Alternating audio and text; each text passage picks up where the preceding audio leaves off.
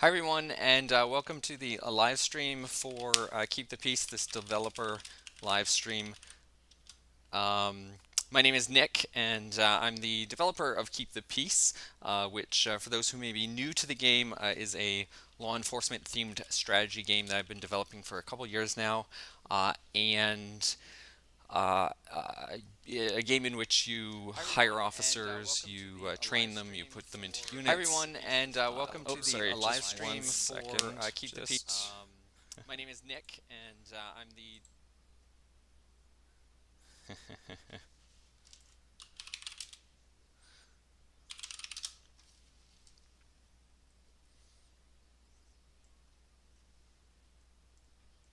hire officers, you train them, you put.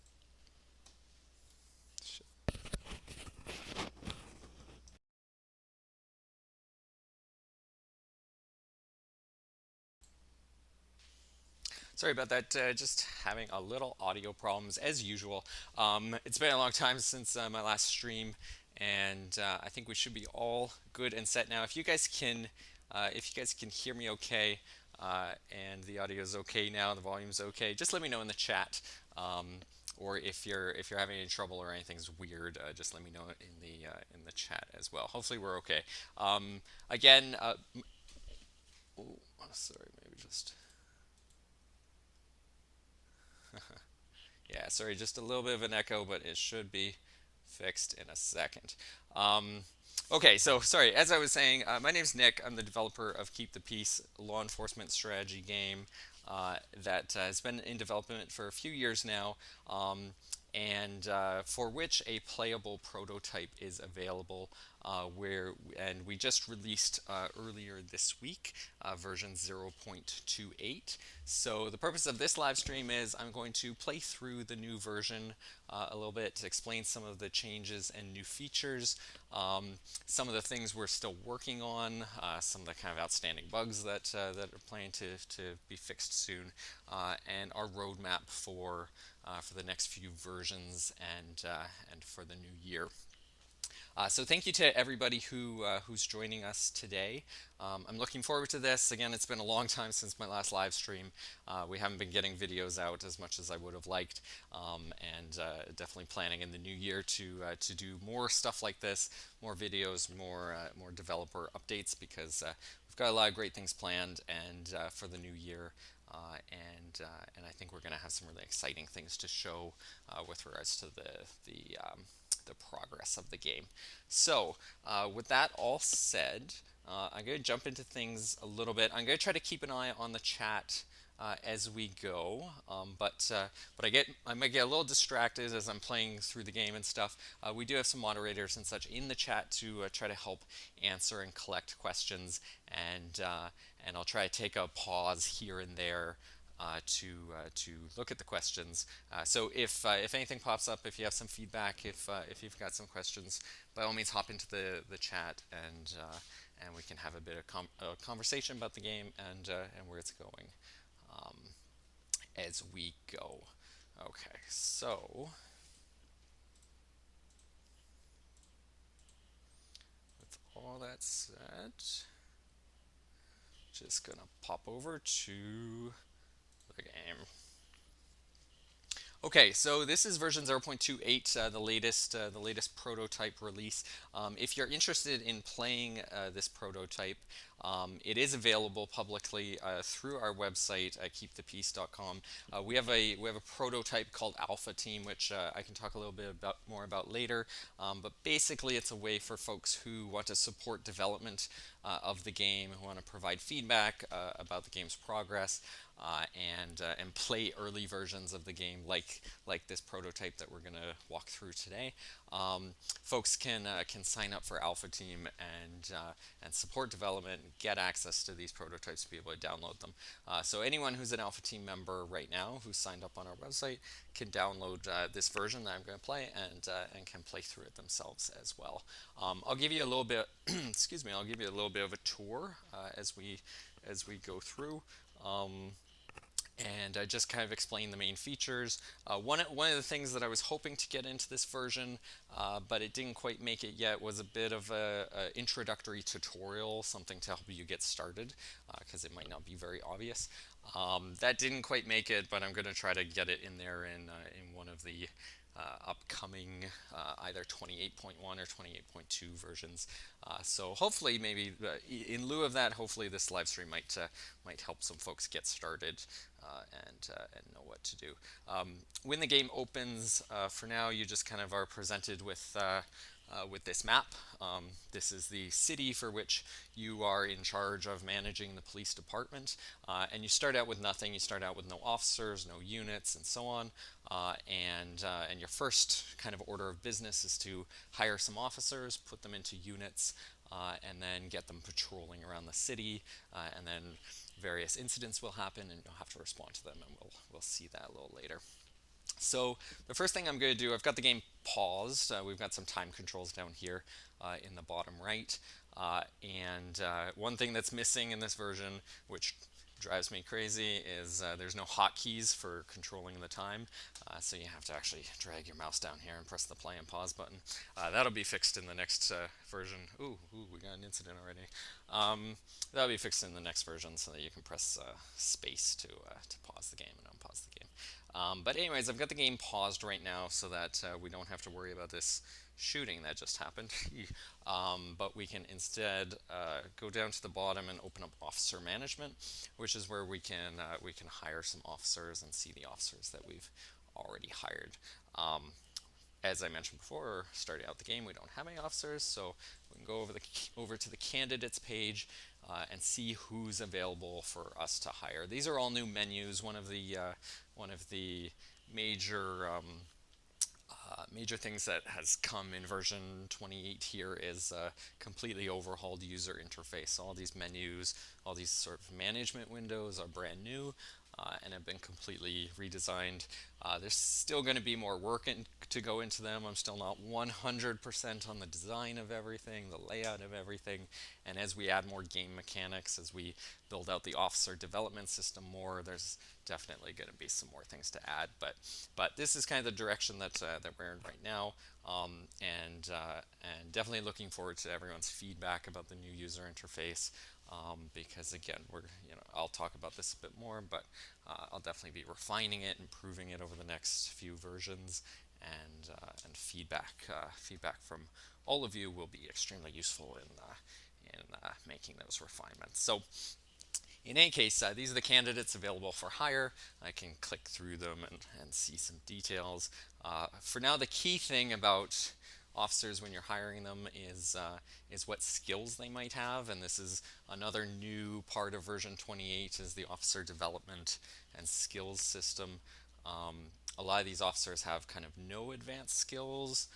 Consider them sort of brand new officers right out of school, maybe new recruits, but some of them might have a advanced skill. So for example, this fellow here has some situational awareness training, which gives him extra perception distance. He can see things farther away. He can identify suspects from a farther distance.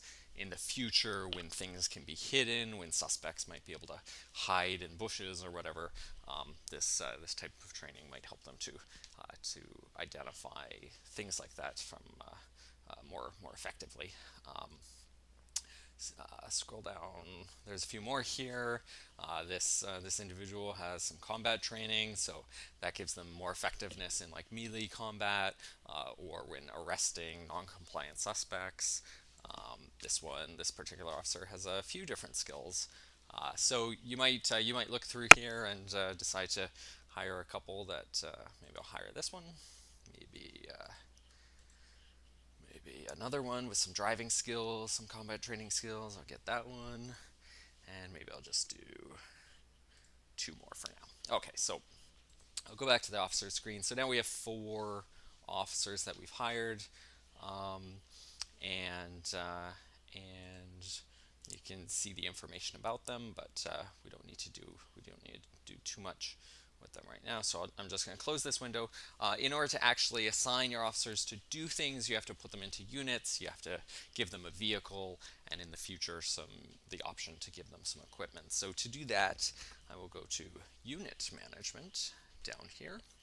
No units have been created, so let's create one now. New unit. Every unit has a call sign, something that just uniquely identifies that unit. This name gets used in radio messages. It gets used in the list of units. So I always just do 9901. I'll do the next one 9902. But you can really name them whatever you like. And then when you're creating a new unit, you have a choice of vehicle type and then vehicle design. There's 3 different vehicle types. The thumbnails here are a little buggy. You can see that there's kind of multiple vehicles overlapping, but if I click on them, they'll look proper in the main window here. There's a sedan, there's a crossover SUV, and there's a full-size SUV at the moment. We do have more vehicles coming in the future. There was actually one more vehicle that I'd hoped to get into this version and it just didn't squeeze in, but most of the work has been done for it. So in a near future version of Keep the Peace, we should at least have one more vehicle, and then more will come as development progresses. But certainly we're hoping to add many more vehicle types, and we've gotten requests for many different types. So for now we just have these 3.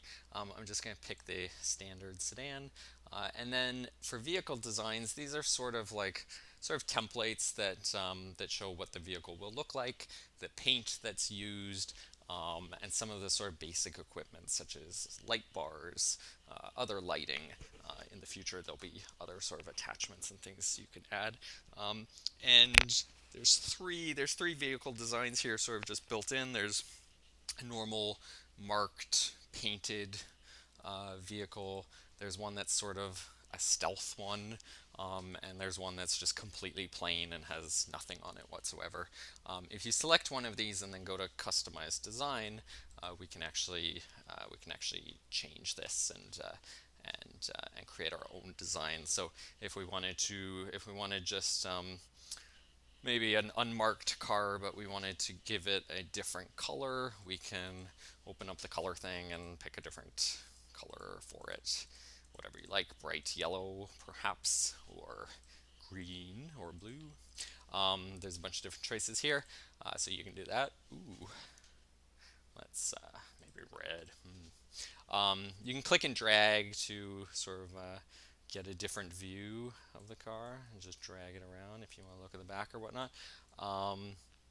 If we wanted not to do a flat color, but we wanted an actual paint scheme, there's a couple options. There's a setting here to use the department's default paint scheme, and essentially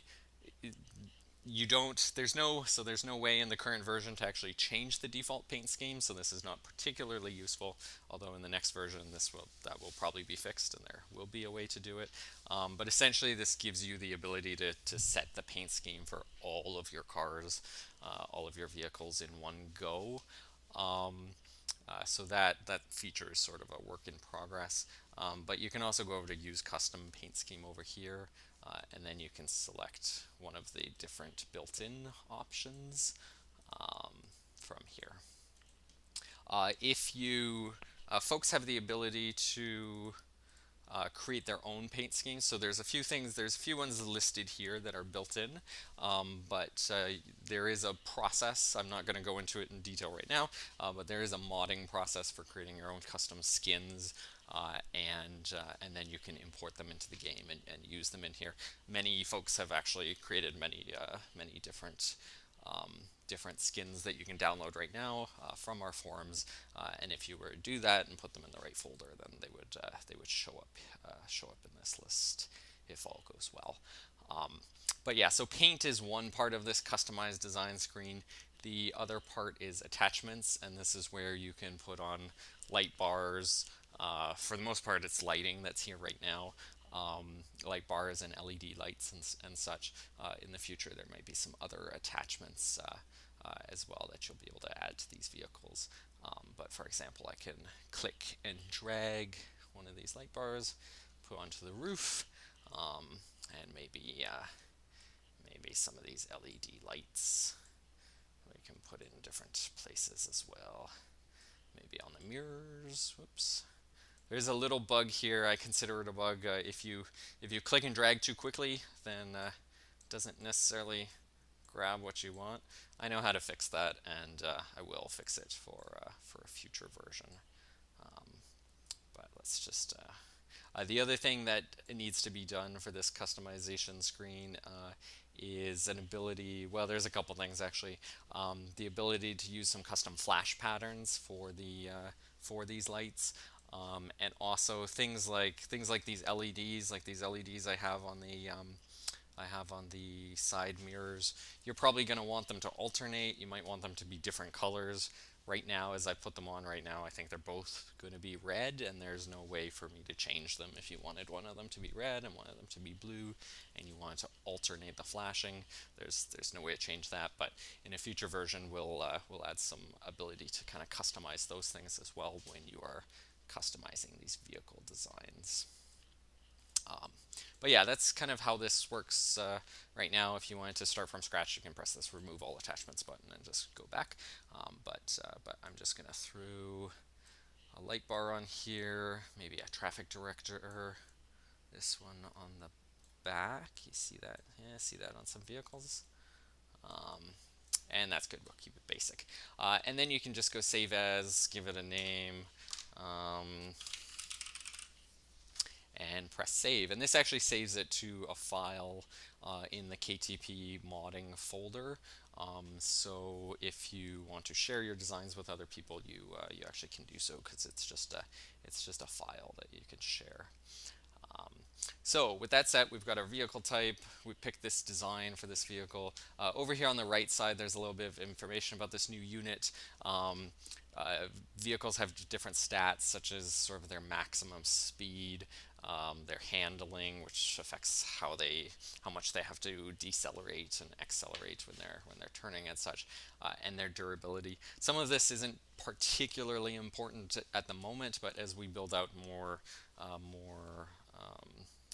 kind of game mechanics, for example, vehicle durability has absolutely no impact at the moment, because there's no way for vehicles to become damaged, but in the future there will be, and at that point things like durability will matter. There are costs, of course, of purchasing vehicles and maintaining them, just like there are costs of the salaries for the officers that we hired, and so those are summarized here. But once everything is good, you can hit the confirm button with your new unit, and then here's the new unit we just created. So then the last thing we have to do to get this unit set up is just add some officers to it. So there's a list. There's 4 slots here for this particular vehicle. We could add up to 4 officers to it. I'm just going to add 2. I'll do one of those. I need to add a tooltip here when you mouse over these officers, so that you can see more details, because you might be like, oh, I want the officer that had the combat training. Which was the officer that had the combat training? And right now you'd just have to remember it by name. That's not a great experience. So probably add a tooltip here when you put your mouse over these officers. You can get some more details. But I'm just going to add these two officers to this unit. So press confirm, and then we can see they've been added. I'll add one more unit quickly. We'll call this 9902 vehicle type. I can use the design I just created. I can just click on it because it's already created to use it, and I don't really have to do anything else. I just press confirm. And then same thing. Add the other 2 officers that we have, and confirm, and we're good. Okay. I can close this now. And now we're back on the map, and we can see our 2 new units are here. I'll just scroll in. We can take a little look. I'll probably change it so that these, the 9901 and 9902 labels, maybe I'll have it so that they disappear when you zoom in this close, because if you're zooming in this close, you probably want to see the cars and not have them hidden by by some labels, but one of the many things on my to-do list here. But yeah, so these are the two units we just created. You can't see the officers inside. They just disappear. But if you tell those officers to walk somewhere, oh, the game's paused, so they're not going to walk very fast. But I can, if I have one of these units selected, I can just give a right-click order to have those units, to have those officers walk somewhere, go somewhere, just like any normal game. These little lines, I'll probably clean them up and redesign them and polish them at some point, but they are kind of a new addition, just to help you see where you've sent your officers. All right, go back to your vehicle. So that's kind of the basics of officer hiring and unit creation. Just going to jump over, just going to take a quick look at the comments and see. Yeah, okay. A couple good questions here. What features are you looking to add in the next major update? I'm going to go into this actually in detail after we do the playthrough, so you definitely get an answer to your question. But let me just come back to that a little bit later. When detectives are introduced into other roles, will they be designated based on the advanced training you give an officer, or will it be another hiring list similar to officers? The plan right now with kind of this skills system, and I'll talk through that too in a bit more detail when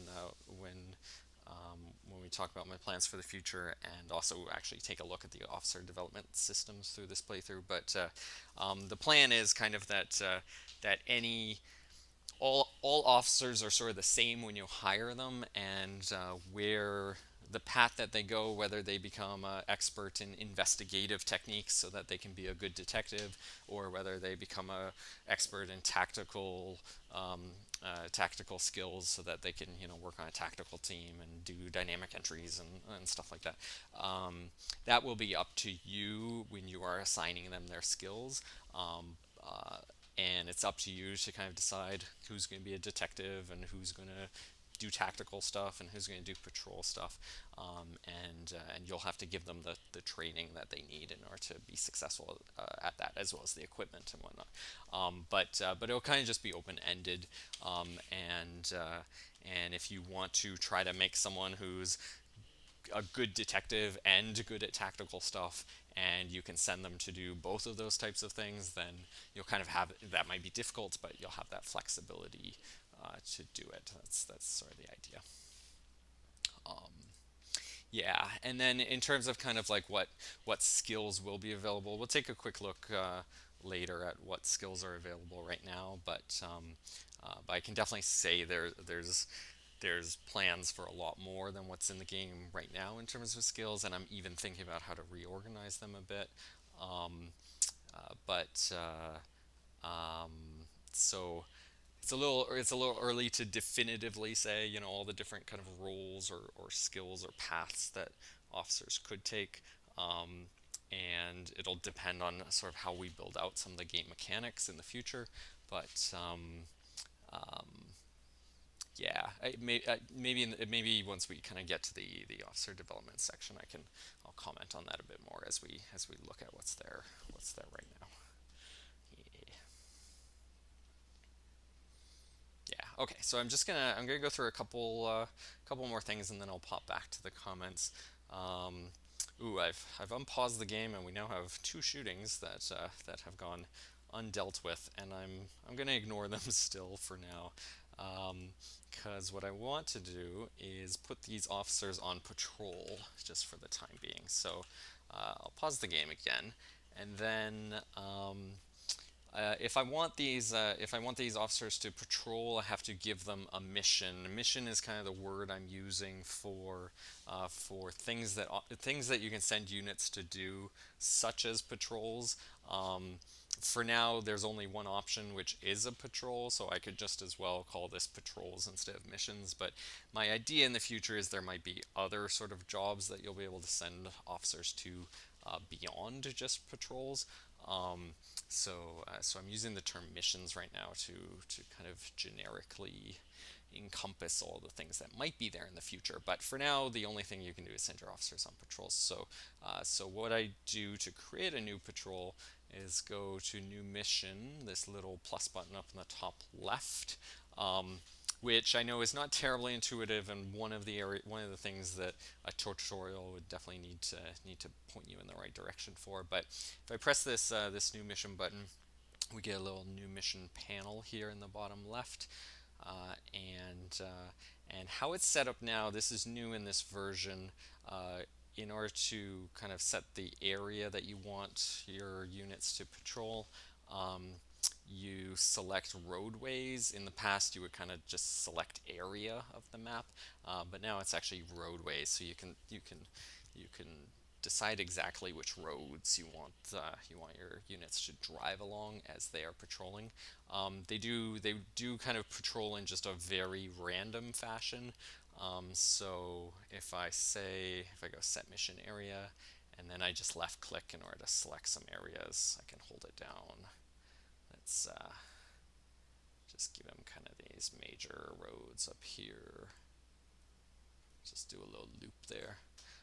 If any roads get selected that I didn't want, this is definitely not clear and definitely needs an instruction, but you can actually just right click. If you right click on a road that you don't want selected, then it'll be removed from your list like that.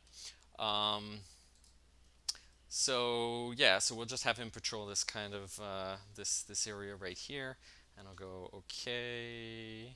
I'll just say this mission type area. This is where I mean right now the only option is random patrol, but in the future the idea is for there to be other types of missions as well. But for now we'll create this mission, and then if I select it, you can see, yeah, okay, you can edit it afterwards if you want. And I can select one of my units, 9901, and then to assign this unit to this mission, to this patrol, I just select it, and then I can just right click on the little label here, the little list item for that patrol.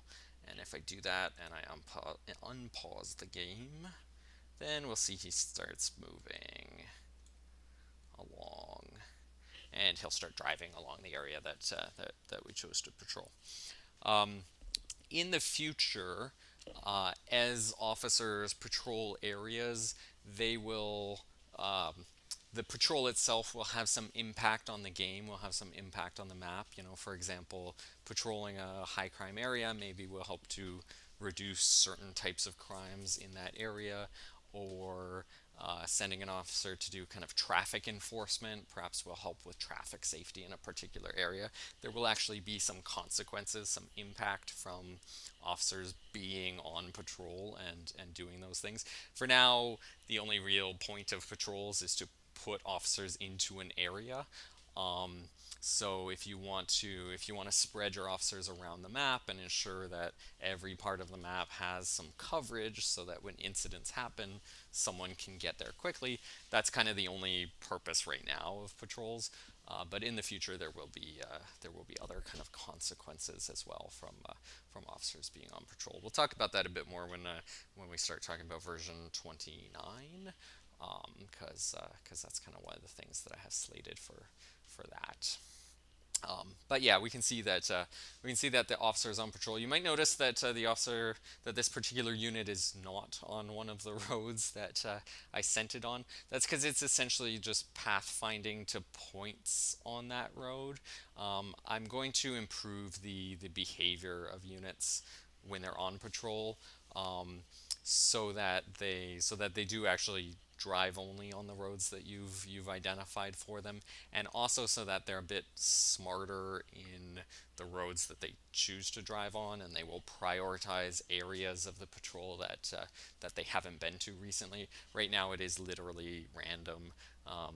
This unit is going to drive to a point on the patrol, and then once they get there, they're going to randomly pick another point from the area that you gave to them. So it is very random, and I'll improve it in the future to be a bit smarter as well. But for the most part, this unit's going to hang out in the area that we assign to them. So if you're trying to just get some coverage for this area, ensure that someone is there to respond to emergencies when they happen, it works for that purpose. I'm going to set up one other patrol really quickly. Maybe you can rename them too. They kind of get automatically named Random Patrol 1, Random Patrol 2, but if you wanted to be like Northwest Patrol, Northeast Patrol, or something else more interesting, then you can rename them, and then that name will show up over there. You know, I can be like Northeast Patrol. You're going to notice that the camera is moving as I'm typing because the camera hotkeys are not getting disabled. That's a bug that needs to be addressed. But in any case, Northeast Patrol, set mission area, and let's have this one go maybe up here. The colors are kind of automatic, just so that you can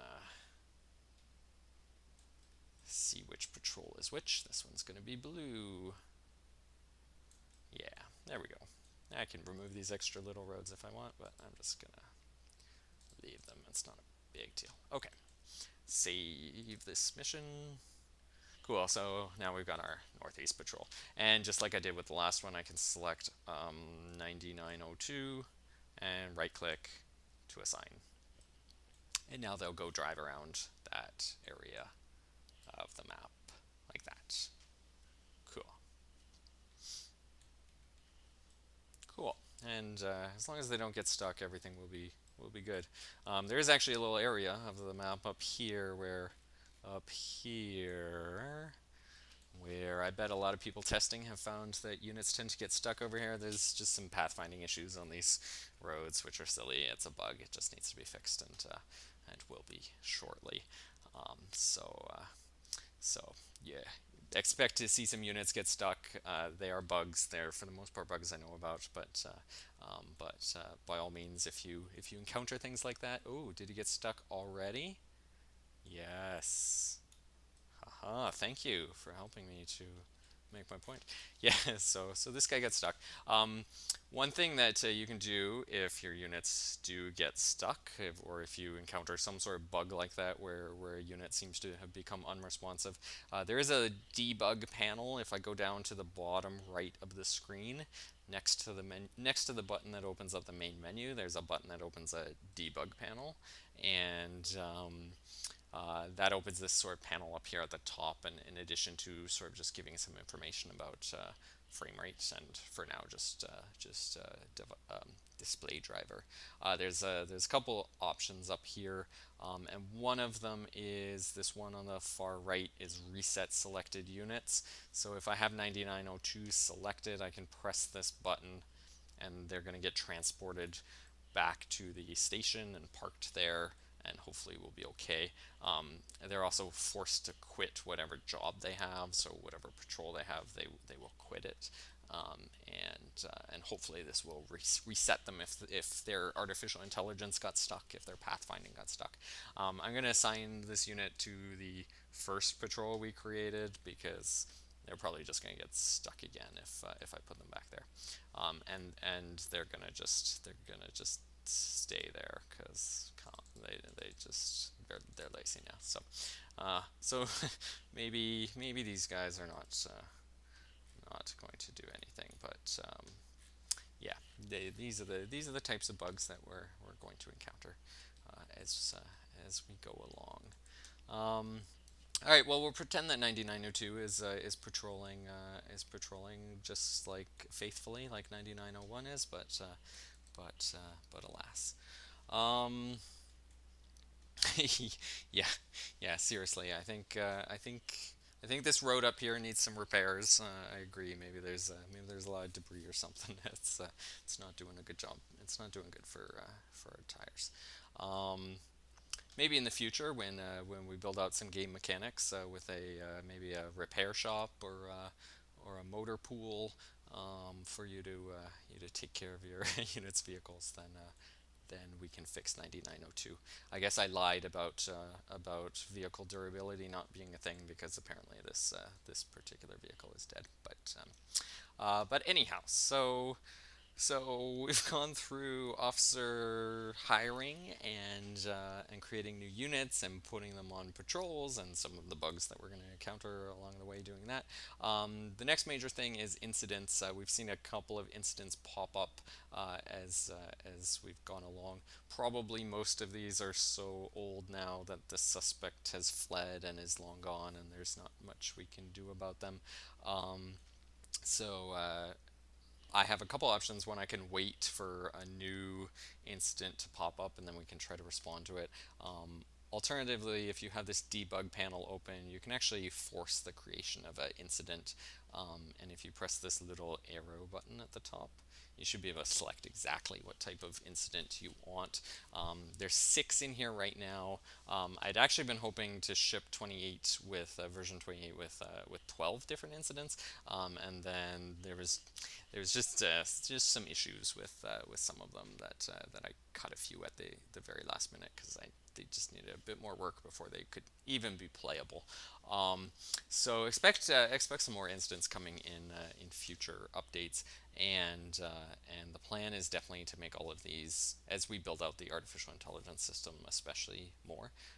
The plan is to make all these incidents more realistic, more interesting, more kind of dynamic, to have more variations, to make it less predictable what's going to happen, and just to make everything more fun.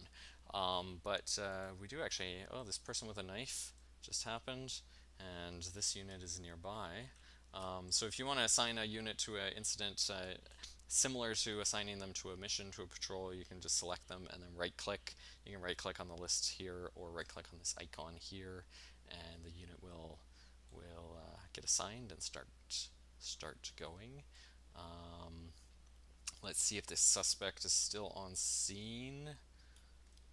Oh, yeah, it looks like, yeah, nice red dress. Oh yeah, and look, they actually have a knife. So the artificial intelligence system has decided to not have these officers really do anything except for just pointing their guns at this lady with a knife. You can the AI will manually give orders to your officers when they're assigned to an incident, and in many simple situations, those auto orders might be good enough, but you can always give manual orders to your officers as well.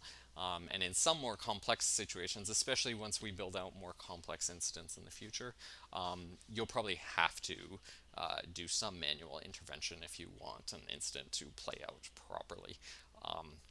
There's only so much the computer can do, and the point is certainly not for the computer to play the entire game itself. So if you do want to give manual orders, it's as easy as selecting your unit, and then you can right click on the target, the intended target, and tell them what you want to do. They're just covering the target right now, just sort of guarding the target. But you can tell them to begin negotiation. You can have them just run up to the officer and run up to the suspect and try to arrest them, which might not end great if the person has a knife. Or you can more dramatically tell them to just try to take the suspect down. So I'm just going to go negotiate right now, and then the two officers in this unit, one of them will begin kind of having a conversation, and then the other officer, only one officer can sort of negotiate at a time, so the other officer just continues to cover the target. As this negotiation progresses, you can see now there's a little icon above the suspect's head, which sort of shows the progress of the negotiation, and essentially, in this case, how close the suspect might be to surrendering. Obviously, the goal with a negotiation is to get the suspect to surrender peacefully and resolve the situation peacefully.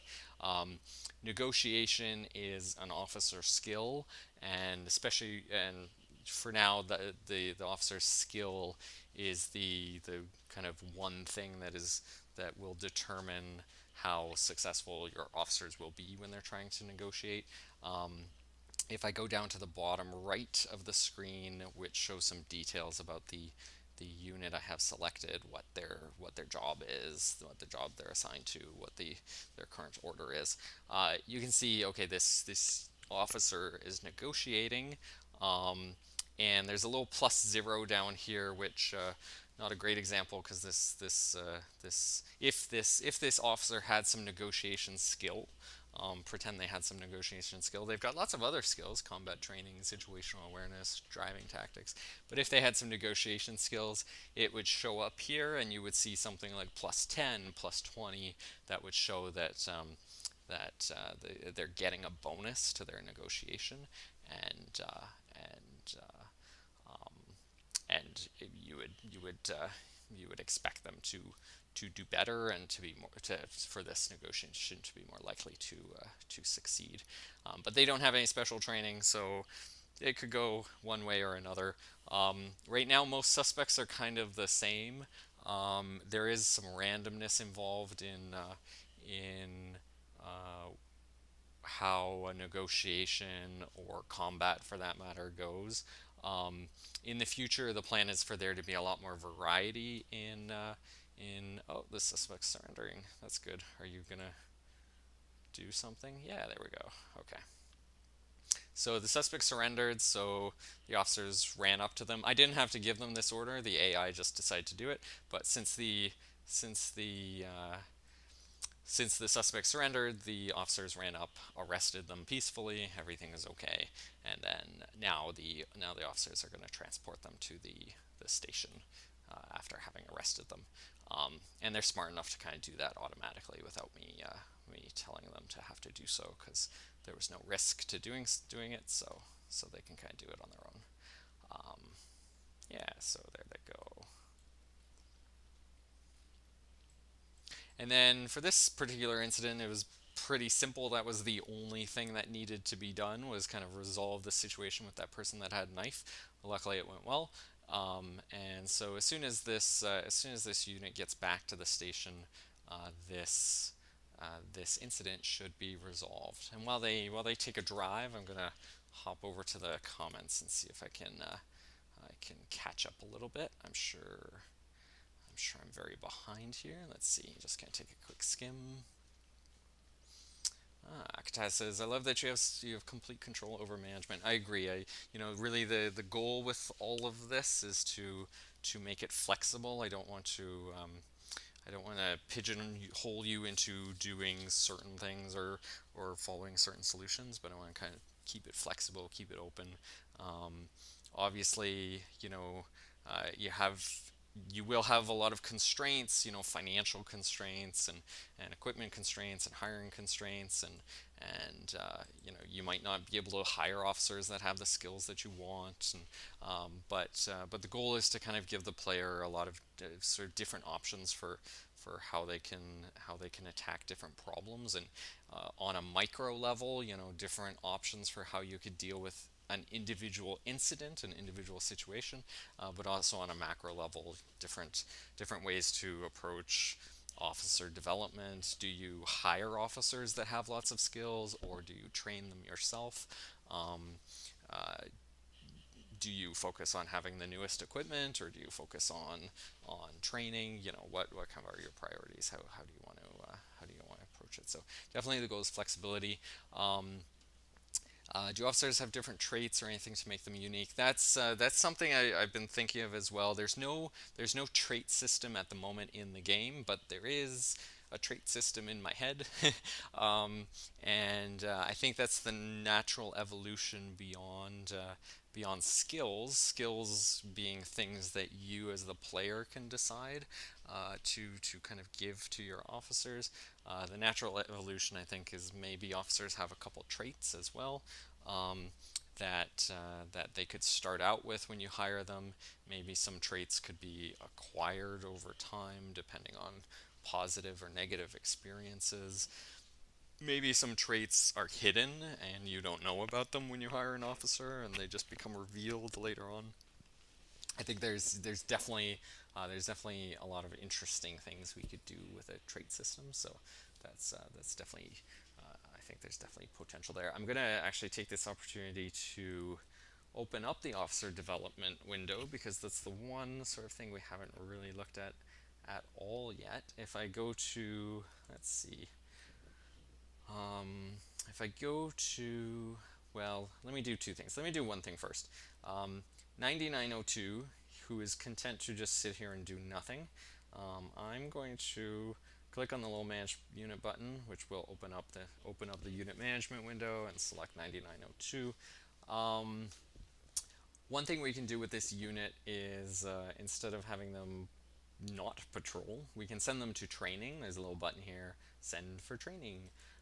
And this is part of the new officer development system.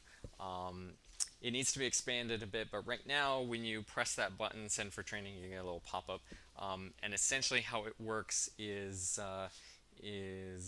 if you choose to send the unit to training, then they will be unavailable for 4 weeks. You won't be able to send them to any incidents or anything for 4 weeks. After 4 weeks, they will come back from training, and at that point, you'll be able to reassign them to whatever patrols and whatever incidents you want. But while they're in training for those 4 weeks, your officers will gain experience, and that experience that they gain, you will then be able to, once they gain enough of it, you'll be able to assign officer skills after they gain that experience. Officers actually gain experience always. So when your officers are patrolling, when your officers are responding to incidents, they're always going to be gaining some experience, but it depends on what officers are doing, how much experience they will gain. If an officer is just driving around on patrol, they'll gain a little bit of experience every day. If an officer is involved in a negotiation or combat or something more kind of strenuous, they'll gain experience at a faster rate for the time, during the time that they're doing that activity. If you send them for training, like we're going to do right now, then they'll gain experience at a faster rate for the entire time that they're in training. So if I say confirm and send 9902 for training, now we can see, okay, in training, and if I go close, I need to make this a little bit more obvious. Maybe put the amount of time that they have remaining in training somewhere like right here on the main screen. But if you do, here on the officers, there's a little training icon, and if I mouse over this, it shows how many minutes and seconds they have left in their training. That 4 weeks translates into 9 minutes of game time. So if I unpause the game and go here, we can see that the training time will gradually reduce, and once that countdown clock is over, this unit will come back. Will come back for training. If I go to the officer management screen, and we can see which are the officers that are in training. This one's in training. It's got a little icon right here. Over here, we can see, information about the officer, their salary, the unit they're assigned to, etc. But over here on the far right, there's a little progress bar which shows how far along they are to essentially their next level, their next experience level. And once they get to that next experience level, then we will get a skill point. This 0 will turn into a 1 if all goes well. They'll get a skill point, and then we can assign that skill point to a skill that we want this officer to have. This officer already has a couple skills, so we can either expand one of these skills or give them a new one. Oh, we're almost there. We're almost there. Come on. This bar is going up pretty quickly because I have the game on its fastest speed, and this officer's in training, but usually it's going to take some time for an officer to get a new skill point. And yeah, there we go. Okay, hooray. I'll just go back to pausing the game. So this officer now has 1 skill point, so does the other officer that was in training, and they're back from training as well now. So if I go down here, this little star button, it's officer skills and development. That will open up a new window. where I can assign the skill point that this officer has gained, and also see what other skills they have. Right now, skills are sort of just divided into these 6 categories. I'm still considering. I'm still thinking about the best way to organize everything. As it is right now, every skill on this list is sort of independent. And there's no dependencies between one skill or another. You don't have to do combat training before you do pistol tactics. I might change that at some point, or modify, tweak it as we go, so that maybe there is some hierarchy. Maybe there is like, okay, before you can get this advanced skill, you have to get this kind of more basic skill, and that could create more like specialization pathways as well. But for now, everything's sort of just independent. So we can see this unit already, or this officer, I should say, already has some driving tactics, has 1 point of driving tactics skill. So if we were to upgrade it, they would go from +5% to +10% for a couple of their vehicle statistics. They have 2 points in combat training already, so we could bump their melee combat and their arresting skill up from +20 to +30. Or we could give them a brand new skill altogether. So we just had a negotiation. I don't think we have anyone that has any negotiation skill. We can actually check.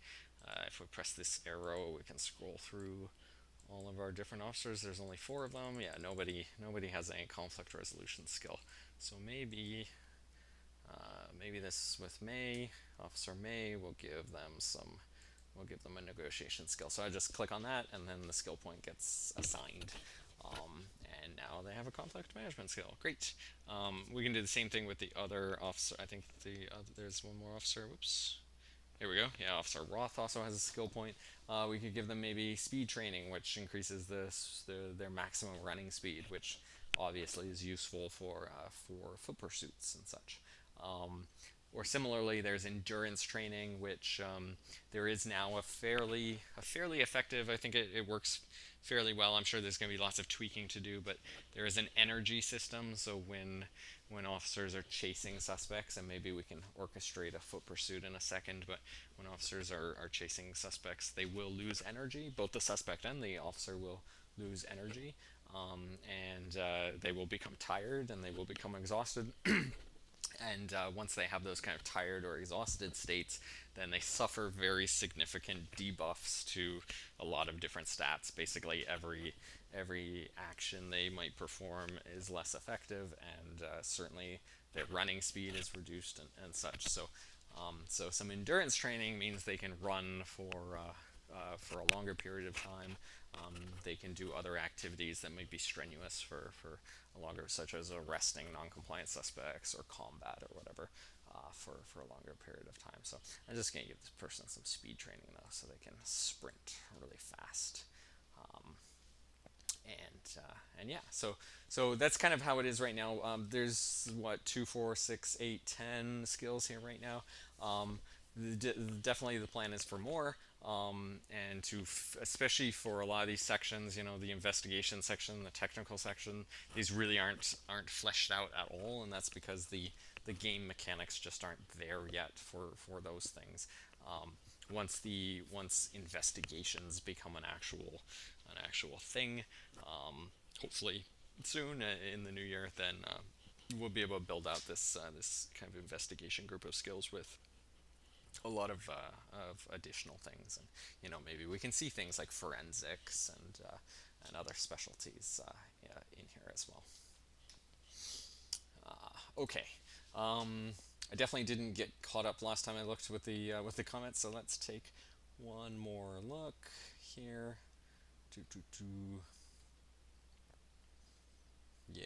Yeah, a couple good questions for sure. Let's see, and let me just say, as I'm going through questions, I'm probably going to miss things, so If it seems like I might have missed your question at some point, don't hesitate to ask it again. I will. I'm just pausing for a second here and there as we do the playthrough to answer some questions, but I'll carve out some specific time once we're done with the playthrough as well to just dedicated answer some questions. But a couple quick things. Will there be some level of control over how units respond to incidents, such as choosing code 1 for low-level incidents or code 2 or 3 response, lights and siren and all of that for other responses? That's a good question, and I don't know, to be honest. I think it could be interesting, but we need a way to do it that doesn't add more complexity than the kind of value of the fun that it delivers to the game. And to be honest, I just haven't thought through it enough. So I definitely be open to suggestions, and this is going to go for, you might hear me say this for a lot of things, but I'm definitely open for suggestions for how that might work, considering like, does it mean every individual incident the player would have to or would have the option of changing the code 1 code 3 response lights and sirens or not? What would the implications of that be? Does it mean the cars can drive faster or they have to drive slower? Does it mean they might get into accidents? That could be a kind of complex thing to build out, but it could be interesting as well.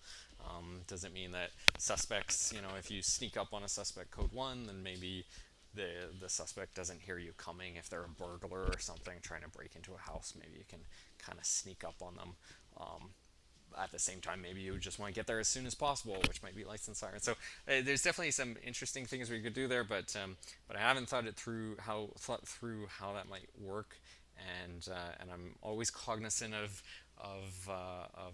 trying to not add too much complexity to the game, or adding things that some players might just be like, oh, I don't want to have to worry about that. But if we can make things optional for players that do want to do it, and enough players would be interested, then definitely worth considering, I think.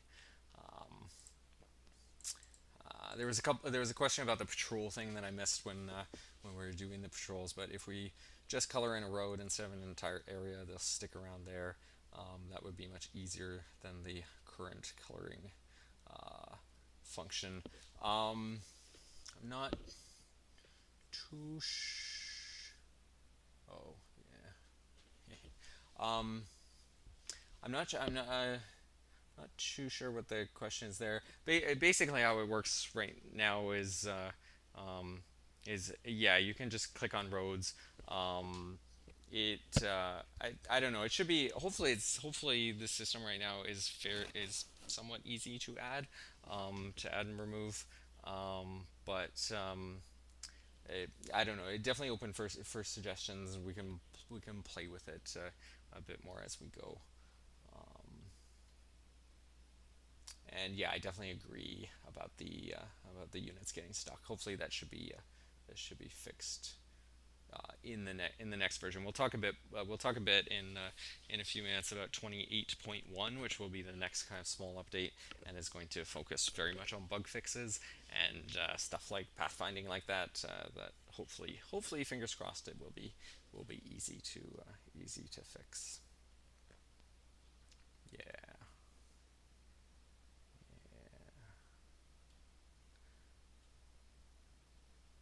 Yeah, cool.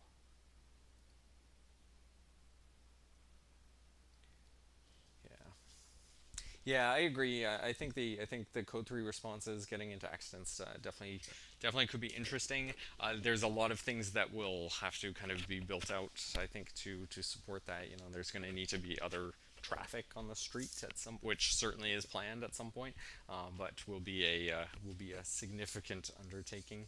And with traffic accidents and stuff, we're gonna want some models and textures and stuff to show cars that have been damaged. That needs to happen anyways at some point, because we need to have things like traffic accidents in general as an incident that people can respond to.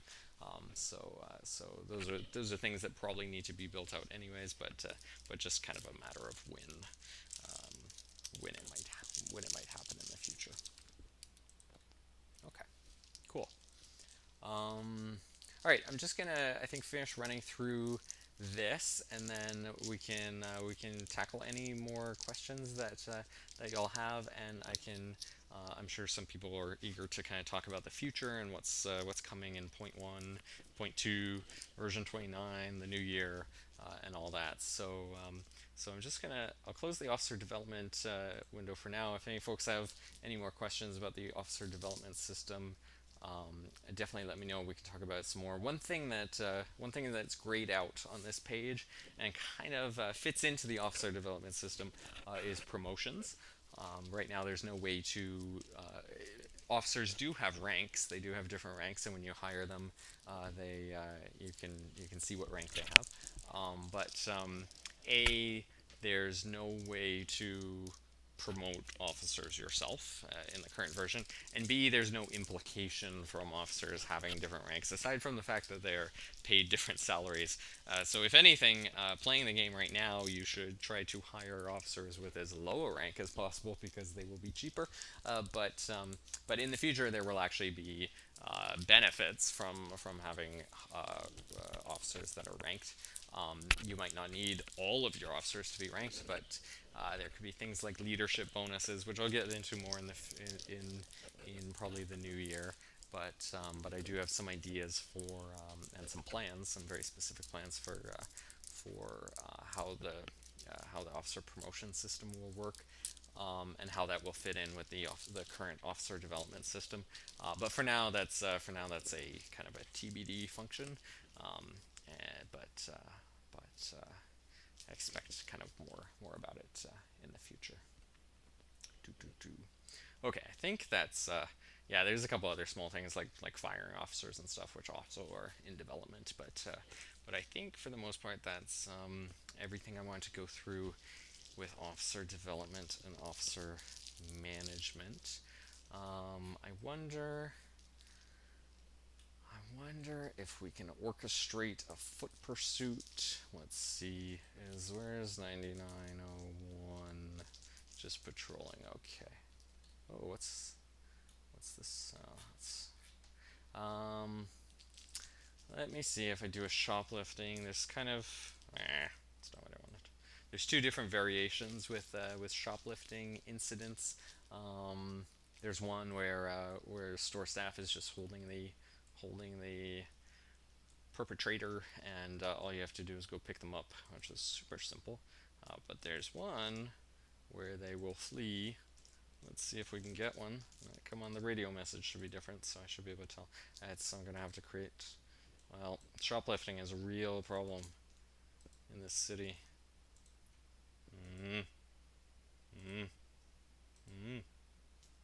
Okay. Well, it is a lower chance having them flee, but maybe let's send them to one. Yeah, suspect's already arrested, so. Oh, but this one's running. Oh, we got a runner. All right, arrest. Change of plans. Get back to your car. Go.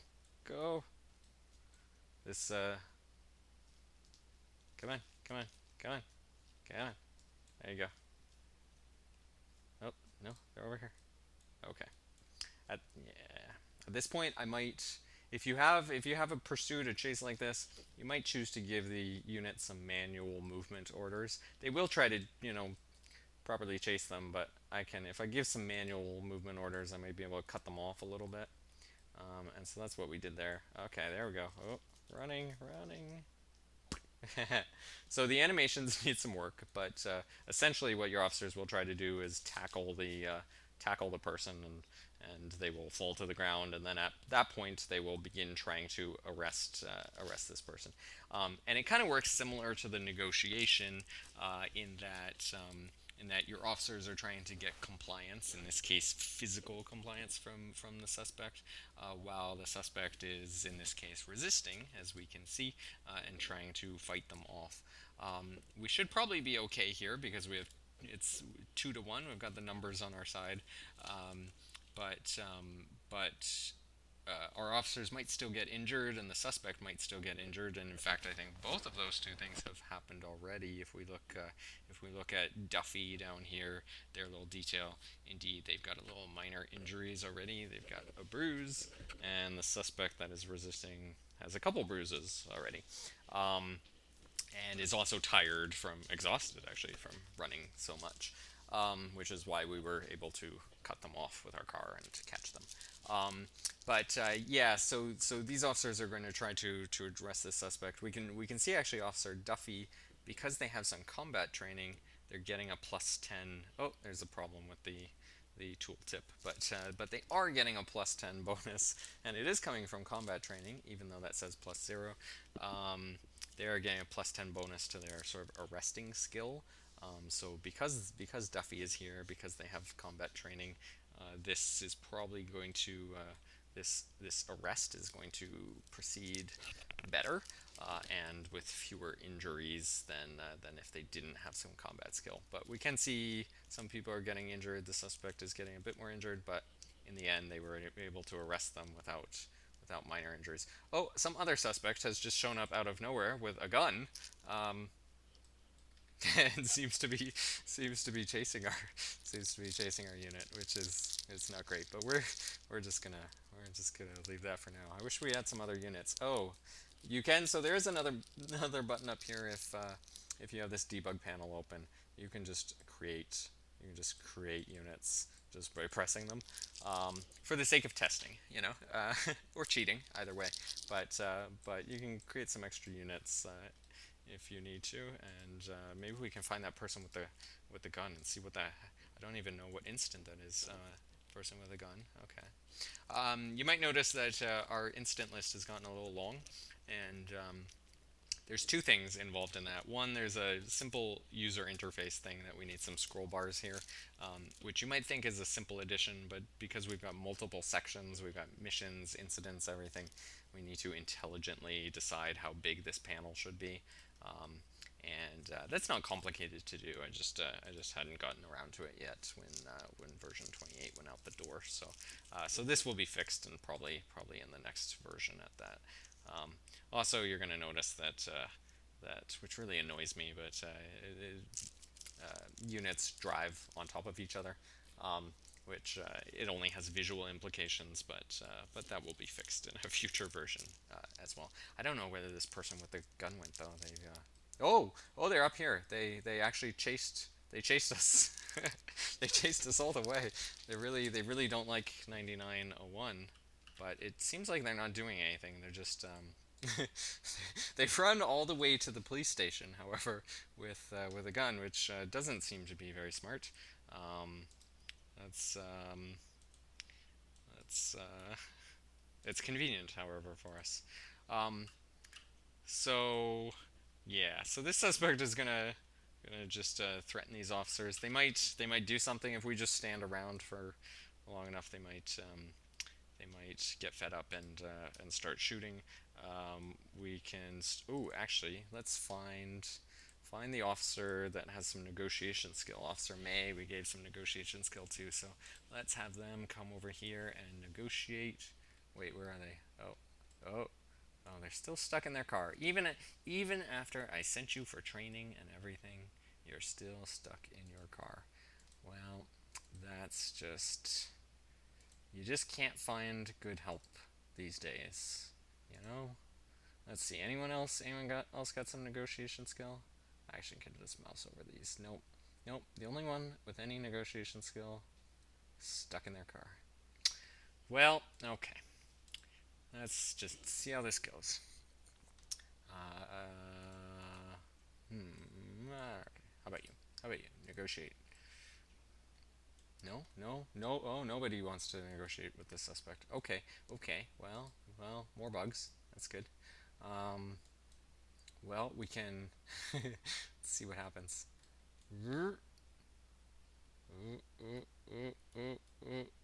As long as they don't shoot us, we'll be okay.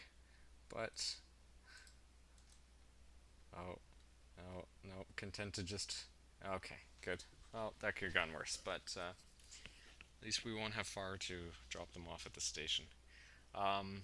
but those are situations. So it should have worked, and I should have been able to negotiate with that suspect, and I should have been able to use the officers that I had trained with negotiation skills. But in any case, the game does kind of give you the choice of handling things in different ways, and if you were impatient and for any reason you didn't want to wait for a negotiation, you could just try to take a stab, no pun intended, with arresting the suspect, even regardless of the fact that they had a weapon, or even just neutralizing the suspect, which we chose not to do there. But so you do have some choices, and they can affect things like the outcome of the incident, obviously, and also even just how much time it takes to resolve an incident, which is not trivial when you've got a dozen shoplifting calls to go respond to. But so yeah, okay. um, so that's I think most of what I'll walk through. I'll just say a couple things about stuff that's still outstanding. You can actually minimize these lists if you want by clicking on them. There's a bunch of stuff here still that is either disabled or in progress or not doing anything yet. You do, for example, have some financial information here down at the bottom left, and this works insofar, or it should work. Insofar as when you hire officers, when you purchase vehicles, and so on, you should lose money, and your monthly, yearly expenses should increase. The only thing is, at this point, there's no kind of consequence to that. You can run as much of a deficit as you want, and you can go into as much debt as you want, and the game won't do anything about it. In the future, obviously, there will be some limits in the default game. There also might be a sandbox mode where you don't have to worry about finances if you so choose, but certainly the default game would have real financial constraints that you would have to manage as you're hiring officers, as you're deciding what equipment to buy, and so on. Yeah. And then similarly, there's a couple other buttons or labels, icons here for some other things, such as how satisfied the community is with your performance. Right now, these don't do anything. I should really actually gray them out to indicate that they are disabled, so that no one is expecting them to change, because they won't. But we'll talk about this a bit more when we talk about version 29. But it's kind of planned for version 29 that we'll start to see actual outcomes, actual consequences from how you handle incidents, and those things will feed into kind of your scores, quote unquote scores, or stats for the community that you're overseeing. Yeah, and I think that's pretty much the key stuff. You can see my frame rate is down to 20 something from 30 when we began, and that's largely just all the incidents that are running, and there's optimizations that need to be made, so that when you have a bunch of incidents all here at once and a bunch of units driving around, it doesn't halve your frame rate, but those things are work in progress. Obviously, things like optimizations are a very much an ongoing process, and a lot of the bulk of that work won't be able to be done until we're further in development. But yeah, okay. Okay, so I think that's pretty much everything I wanted to run through with the game specifically. I'm going to keep the game open for now. Let me just run through some of these comments. Um, Really love the game so far. The UI looks really good. Big improvement over the last. Really good job despite bugs. Oh, thanks a lot. Yeah, I think the UI is still a work in progress. But I think we've come a long way, certainly since previous iterations. A lot of the UI is, especially with a strategy game like this, the UI is so important. I think everyone would agree, and nailing down the UI doesn't. It's not just the UI. It's the game design. It's when you figure out what the UI, how the UI is going to work, you're figuring out how the game is going to work, and how users can what you're capable of doing as a player, and what is easy, what's difficult.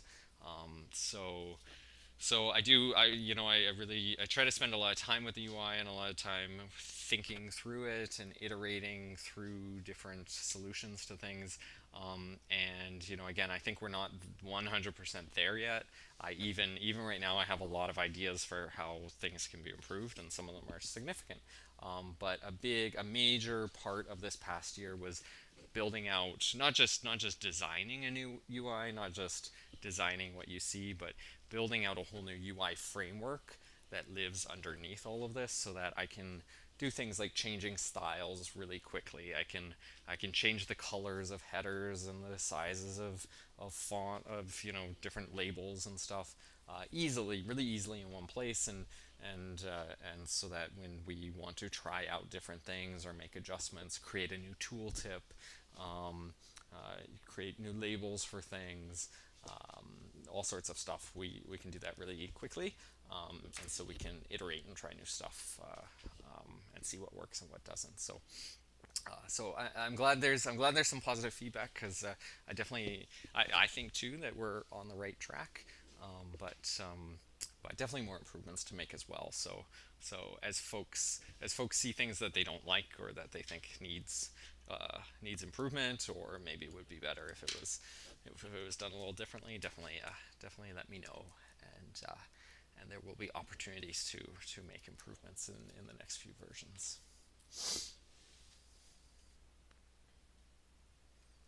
Yeah.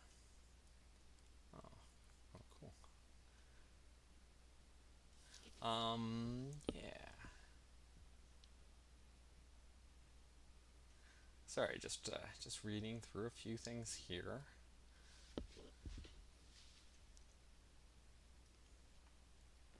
Yeah, okay. I'll talk about the 28.1 timeline in a second, so I'll come back to that. Um, the plan is so as the promotion system gets built out, the plan is that you would definitely be sort of managing the rank structure, and definitely deciding who to promote, who not to promote. There The situation will likely be that many of your officers remain in relatively low ranks for the majority of their career, and only a few officers you will pick out to go to, senior leadership type ranks. Um, and so you'll have to decide who are those officers. There will be financial implications, because that could dramatically increase your salary costs if you promote a bunch of people. But at the same time, you'll need a certain number of people in kind of those higher ranks in order to perform quote unquote leadership functions, which I am leaving ambiguous for now, but I do have some ideas for how that will work in the future, and we'll probably talk about it a bit more in the new year. But that is the plan, and I'm planning too that there'll be some customization to it as well.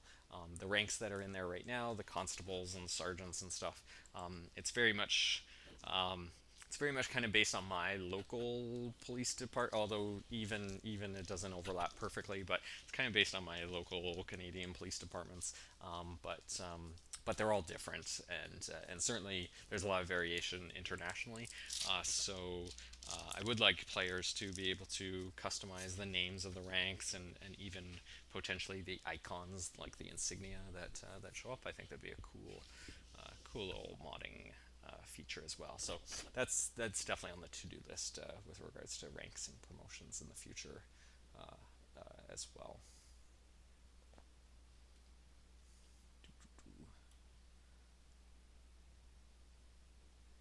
Yeah.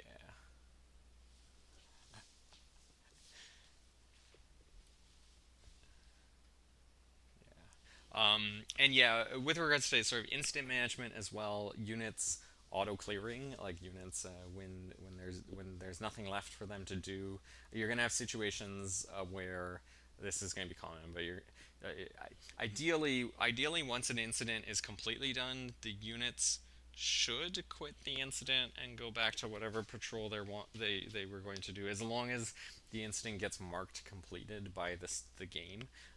There might be situations where an incident does seem to be done, but it doesn't get marked by the game as complete, and so that whole that that that follow up might not happen. Um, those are bugs that will need to be addressed. But there's also situations where maybe two other things. Maybe an incident can't be completed, or it's not obvious how to, or if a suspect has escaped or has left the scene, but the game hasn't marked them as escaped yet because they're running through some road somewhere and you can't see them, then it might, for you, the incident might be kind of over because there's nothing really you can do. Um, uh, and we need to, I think, manage that situation a little better. And then there's the other situation of, if you've got 10 officers assigned to that person with a gun incident. You got 10 units assigned, and the person with a gun gets arrested. Everything is getting resolved, and then somebody is driving that suspect to the station. All of your other units are just going to sit around twiddling their thumbs until that suspect that gets dropped off at jail, and the system recognizes that the incident is done. That's not ideal either, probably. So we probably need another solution for those units to be smart enough to realize that there's nothing left for them to do, and it's safe for them to quit the incident and go back to their regular patrol. But deciding exactly when that happens and how that happens is not necessarily trivial. So we'll play around with it. But yeah. Um, some questions I saw about tasers and other equipment. There's definitely plans for more equipment, and included in those plans would be other kind of combat equipment, other types of firearms, less lethal options as well. So that's definitely planned. When exactly it's going to happen, I'm not sure. Definitely in the new year, the new kind of equipment system, both on the vehicle side and on the officer side, is one of my priorities for the new year. Getting the equipment system built out. It'll probably be a longer term project, actually adding equipment, and every now and then we'll add some more equipment types. So I can't say right now when any specific equipment might be available, but hopefully we'll get the ball rolling on that at some point, as early as possible in the new year. Yeah. Yeah. Cool. Okay. Yeah.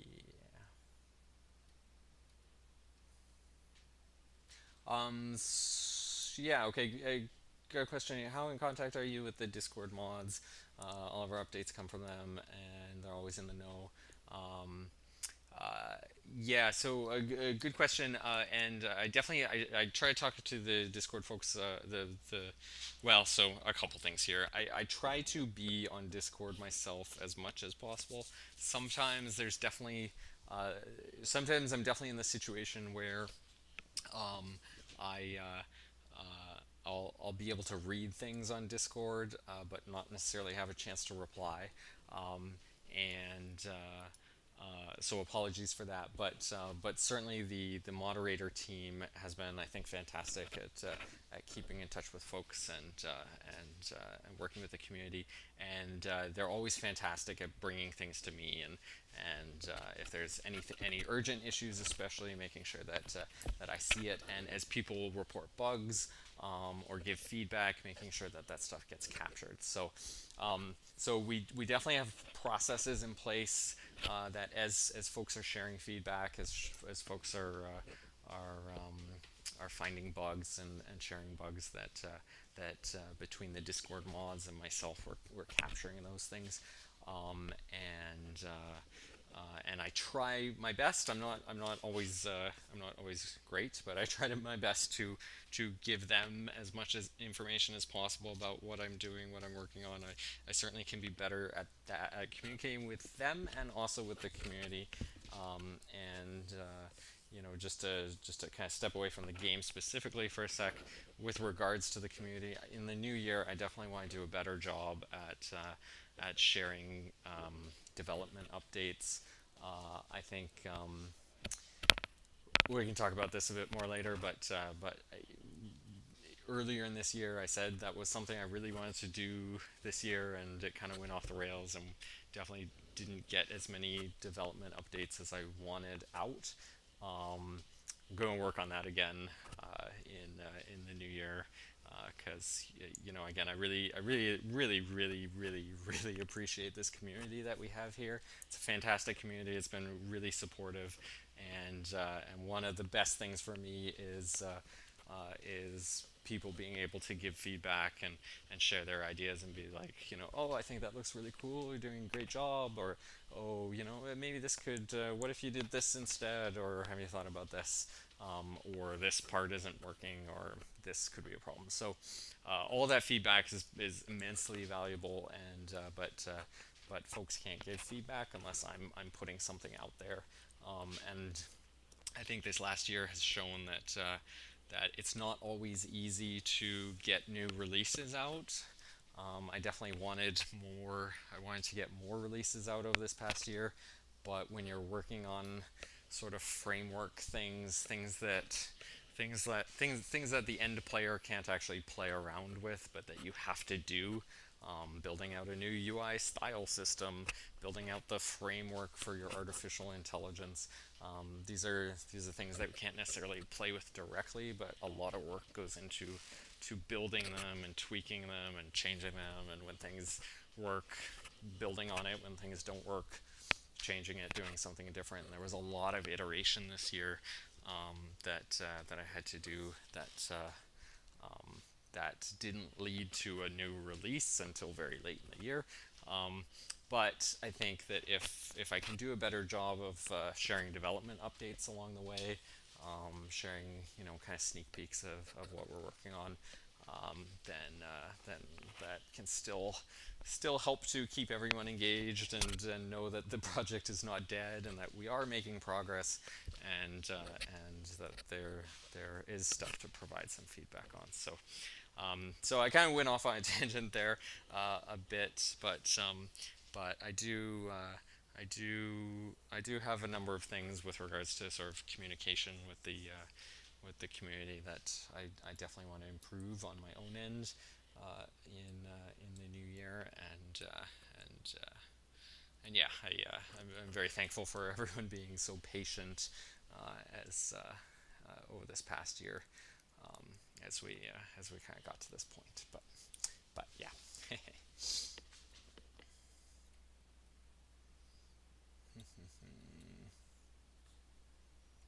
um,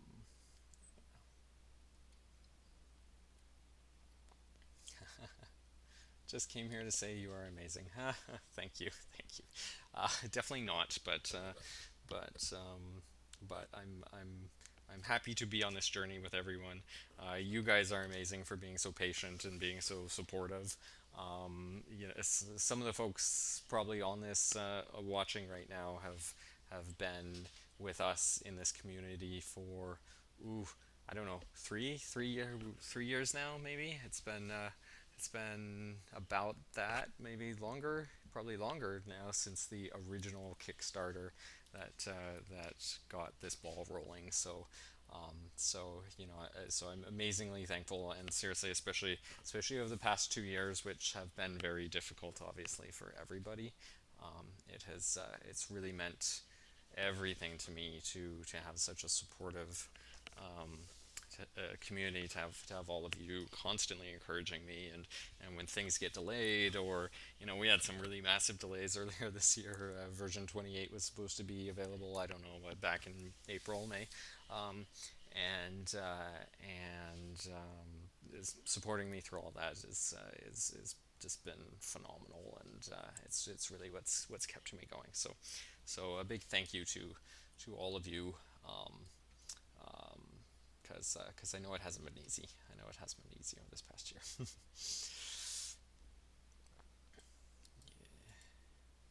Yeah, definitely some pathfinding problems though, and a bunch of issues. Maybe I'll quickly talk about that because that was the next thing. The next thing on my agenda to I'm gonna pop out of the game for a second. Sorry, I can only do 5 things at once. Turn that off. Yeah. Okay.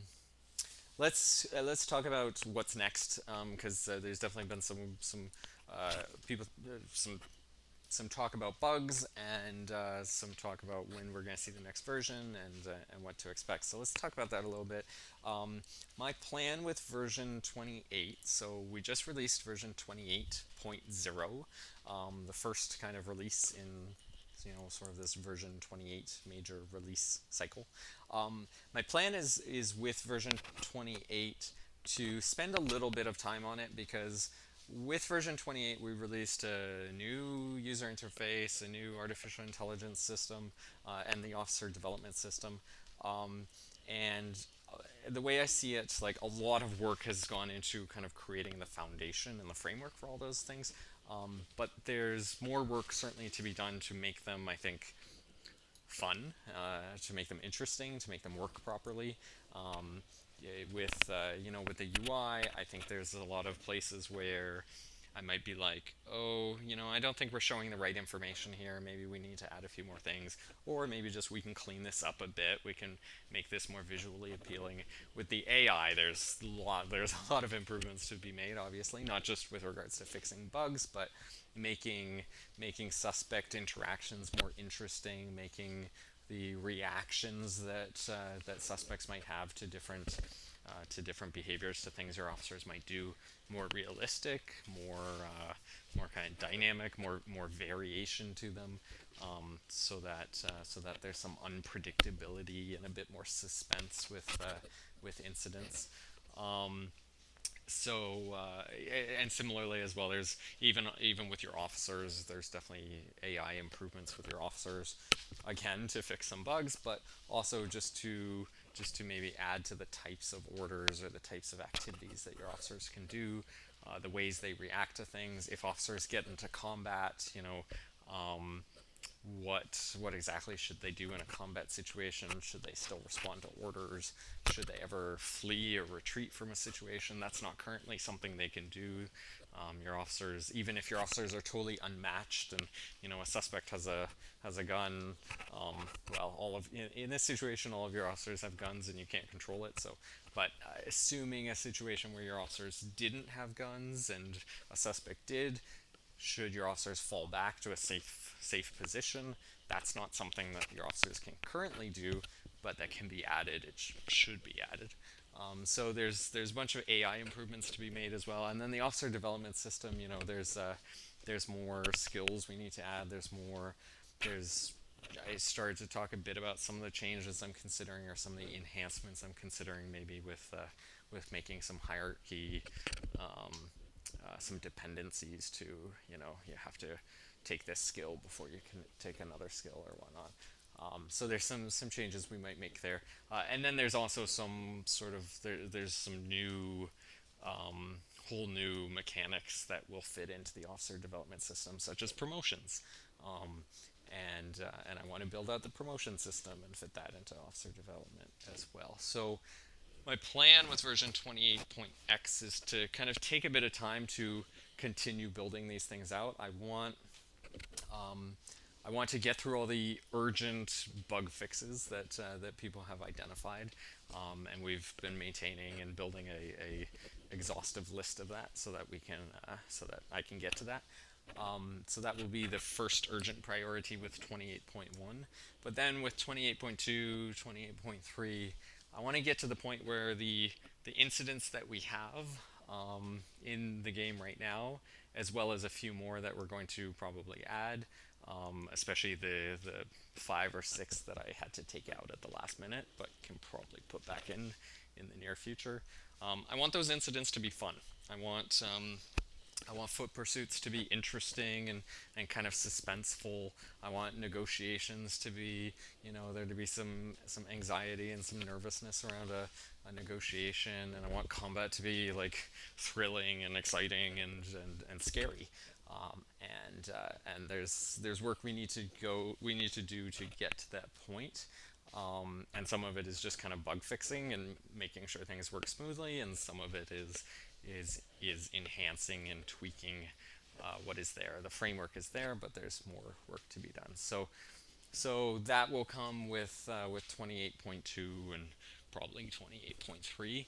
I'm not gonna name dates or timelines exactly at this point, because we know it's difficult to hit those, and it's difficult to accurately estimate exactly how much time everything is going to take. And part of that is just because I'll build something and then I'll be like, oh, this doesn't work, it needs to be changed, and there's iteration, and it's difficult to predict exactly how much iteration is going to happen before we can before we get to something that works.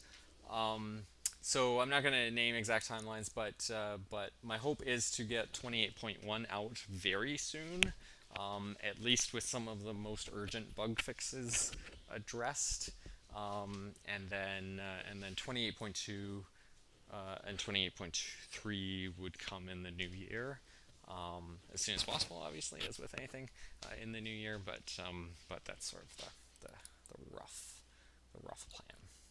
Um, yeah, yeah, okay. Let me just take a look at.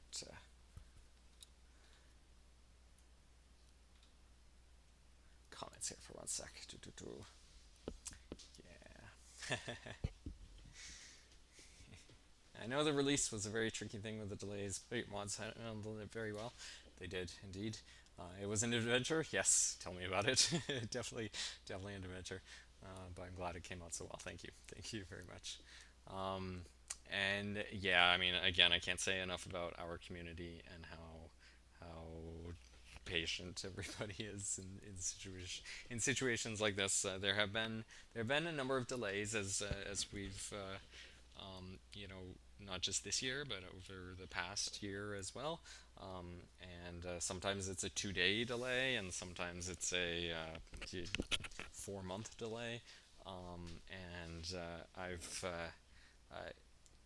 It frustrates me. It frustrates me when that happens, because I really, when I make a commitment to the community, I really that's important to me. And again, I know what a lot of people have taken a lot of risks to kind of join the community and pledge to support us, and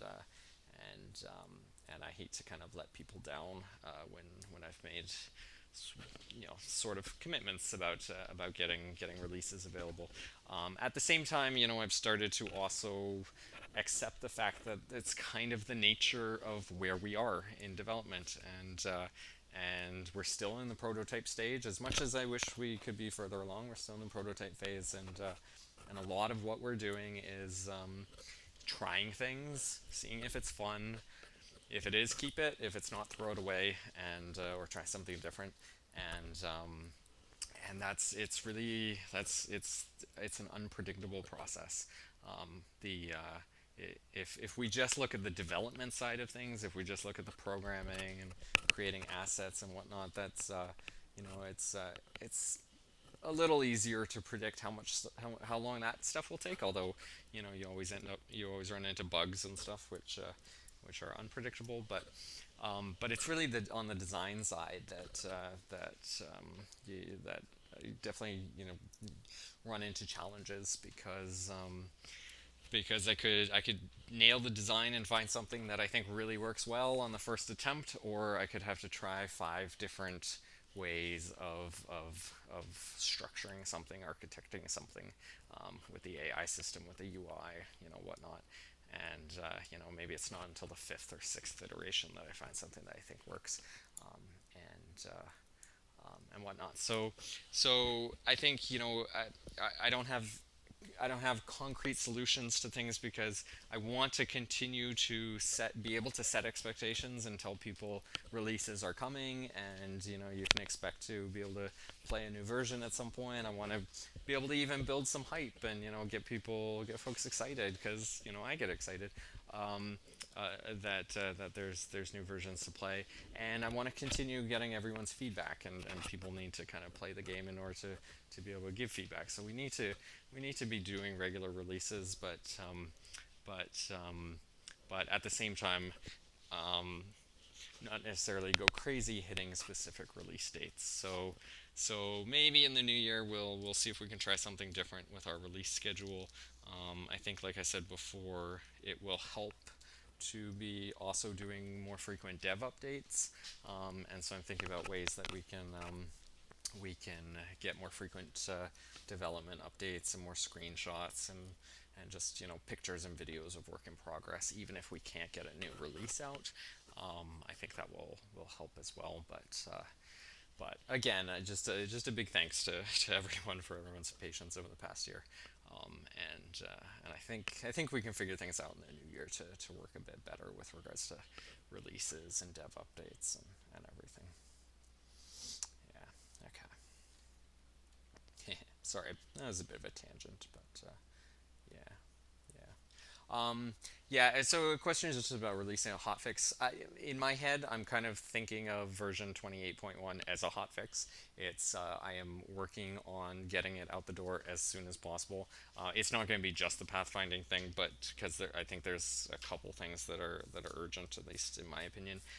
But we'll address the pathfinding issues and a few whatever is kind of low-hanging fruit for bug fixes, things that are urgent and things that I can do quickly. I've already addressed a few things in my working files, and yeah, my kind of attitude with that is that that's a hotfix. I'm trying to just get a bunch of urgent stuff, urgent bugs addressed quickly, and get that release out the door as soon as possible. So as soon as it's close to being ready, we'll make an announcement and let folks know that it will be coming soon. And hopefully that will be very soon. But I can't commit to a specific date yet. Yeah, cool. Yeah, and so let me talk about version 29, because there was a question about kind of cover system and obstacles and stuff. With version 29, again, no timeline for this yet, but once we get through the version 28 stream, then the next major version 29, I've got a bit of a plan. The exact plan could change between now and then, but I do have a plan for what I'd like to address in version 29. And a big part of that will be quote unquote environment updates, and there's a lot sort of built into that. One part of that will be indeed the kind of cover system, and most of the artificial AI mechanics that go into the cover system I've actually already built out, and it's mostly working. But in the current map, there's nowhere that officers can take cover. It's not set up so that they can take cover behind their cars like it was in some previous versions. It's not set up that they can take cover alongside buildings or next to flower pots or other things. So as part of version 29, as part of environment updates, I will be doing what I need to kind of finish up the cover system, so that that will be a thing, and when people get into combat and shootouts and stuff like that, they'll be able to take cover. Another big part of this environment updates will be building interiors, so you will be able to go inside houses, stores, offices, and so on, when there's an incident that is taking place inside there, and people will be able to walk around indoors and stuff, and you'll be able to see inside. So that will be kind of a major a major improvement and a major new part of version 29. It's a little silly that the when you get a shoplifting call, the manager is standing outside the door with the shoplifter instead of holding them in their office or something. But so hopefully that will make everything a little bit more realistic and also a little bit more interesting if if you know, you have a suspect with a weapon that's inside of a building. It creates a different situation than when they're in a big open field. And it will also play in with the cover system as well, because indoors there will be different types of cover in different places where you might find cover as well. Um, do, do, do. Yeah. Some of the environment updates that will come are just visual. I think there's some things. There's a number of things that have been on my list for a long time for how we can improve just some of the visuals and make some locations a bit more interesting and nuanced. You know, with debris and cracks and dirt and stuff. And a bit more variety to some buildings and some more unique buildings. So there's some things that we'll be doing there with the environment updates in version 29 as well. And then a couple other big things, which I've sort of touched on a bit as we went through the playthrough, but incident outcomes right now, if you it's sort of it doesn't matter how you resolve an incident. It doesn't matter who gets injured, and it doesn't matter whether a incident is resolved peacefully or violently. It doesn't matter whether a suspect escapes or not, and obviously that needs to change. We want to see outcomes be interesting. It should be important.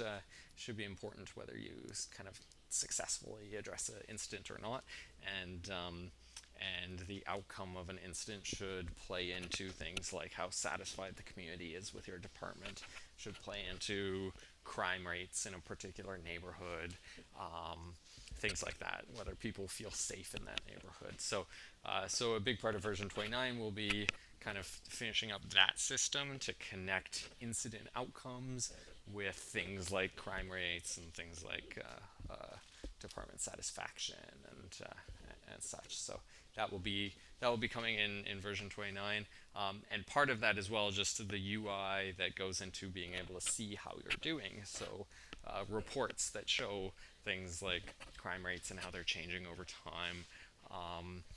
Some map displays that might show how crime rates are different in different parts of the city, and things like that. That will kind of be part of the version 29 stream as well. And then the last thing on that list is equipment, which I talked about earlier as well.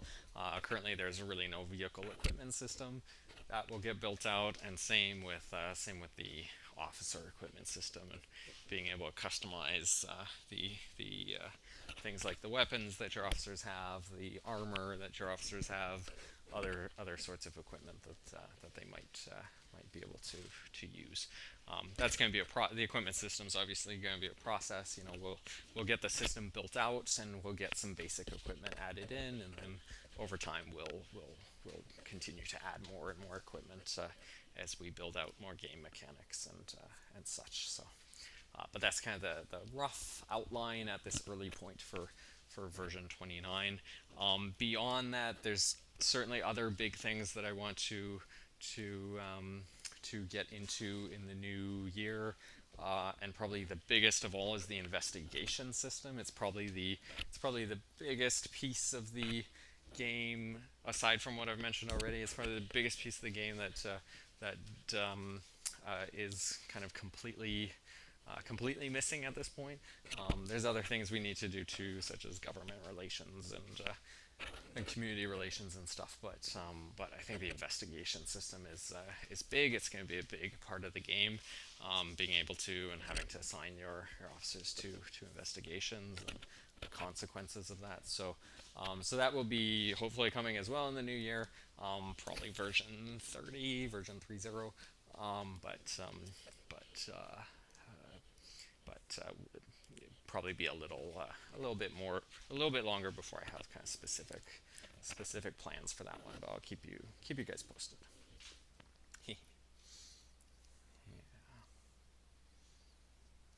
Yeah, yeah, cool. Definitely, yeah, definitely a lot more with the environment updates. I think to just give the map more variety.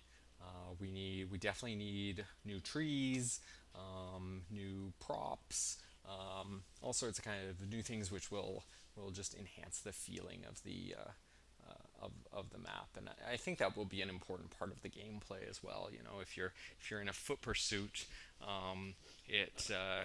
the feeling you'll have as a player, you running, managing this foot pursuit, going through a dark narrow alleyways versus open fields in the middle of daytime. You know, that that variety, I think, will have a important impact on the gameplay. So gradually, I want to, and certainly as part of the version 29 environment updates, I want to add more things like this that will give more personality to neighborhoods, and more kind of just emotional feeling when you're operating in different neighborhoods. Yeah, yeah, yeah. Cool. Will interiors generate as calls come out? If you mean by that when an incident happens, say a shoplifting incident or a burglary happens in a house, say there's a burglary call in a house, my plan is indeed that my plan is that yeah, when say a burglary happens in a house, at that point the game will indeed generate the geometry and everything for the interior of that building, and you'll be able to enter that building because there's an active incident. Um, yeah, that's kind of the plan right now. We'll see how that works out. But rather than generating interiors for every single building in the map, we'll just do it on a as needed basis. And yeah, and we'll have to. There might be. I would like.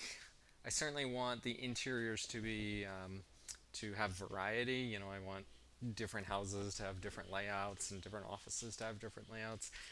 That may take some time to kind of implement um, to the kind of full degree possible. We might start out with some very basic layouts in the beginning and only a little bit of variation, and then once we kind of get further, we'll have more variety, more procedurally generated interiors. But we'll see how that goes. We'll see how that goes as well. Yeah, and then what thoughts are you having around how the investigative side of the game would work? I think we need to have some bigger conversations about that as we get a bit closer. I definitely have ideas, but I think it's a little early for me to get into them in a bit more detail, and some of it even kind of depends on how the next month or two goes with our version 28 updates. Because in some ways, I want investigations to be different than incidents and to feel different than incidents, but I also want a little bit of similarity, at least in terms of the user interface, and what the player has to do and how they assign units and such. So because I don't want the player to have to sort of learn two totally different and then juggle two totally different ways of interacting with their units. But I think to some degree, sort of my general idea is that investigations will be made up of a couple different components. There will be leads, which is essentially things that can be investigated. It might be pieces of evidence, it might be locations, it might be people that could be surveyed. There'd be kind of a set of different leads that that your officers can pursue, and that you can assign them to pursue or to focus on, and then investigating those leads will either A, reveal more leads, or B, give you kind of a tangible piece of evidence, which then might either identify a suspect or give you more certainty that a suspect is guilty of a particular offense, and increasing, say the chance, if you were to arrest that suspect, having that evidence increases the chance that they would actually be convicted of the crime, because it shows you're more certain that they were guilty.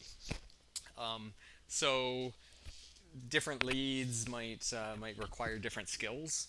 So similar to the incident system, where different activities, negotiating or arresting or whatever, needs different skills. Your investigative tasks to investigate different leads might require different skills. You could think of forensic skills, obviously, as coming into play with certain types of leads, or interviewing skills with other types of leads, or just problem-solving skills with other types of leads. So definitely the officer development system will play into that in important ways. And then, on the suspect side, we'll have to figure out exactly, okay, if you've identified a suspect, what happens next?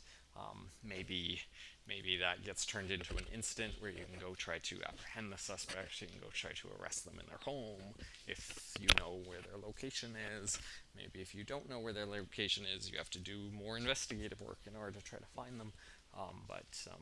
But that still needs to be fleshed out a little bit. But that's very roughly the structure that's in my head right now. But I think in the new year we can have some bigger conversations. I'd like to share a bit more concretely with you guys what I'm thinking for the investigation system, and get some feedback on it before I really get in depth building it out. So plan to talk about that a bit more in the future and in the new year.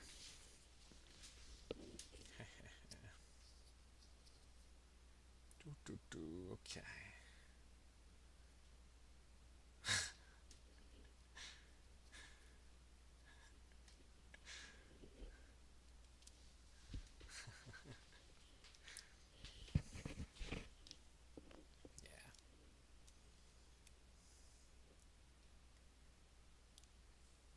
Yeah. Yeah, with interiors you could design boxes for homes, and each box is populated with various map pieces. I think, yeah, like a modular approach to it, like that, would make the procedural generation as sort of simple as possible, while also giving us flexibility. Yeah, I think that's a good idea.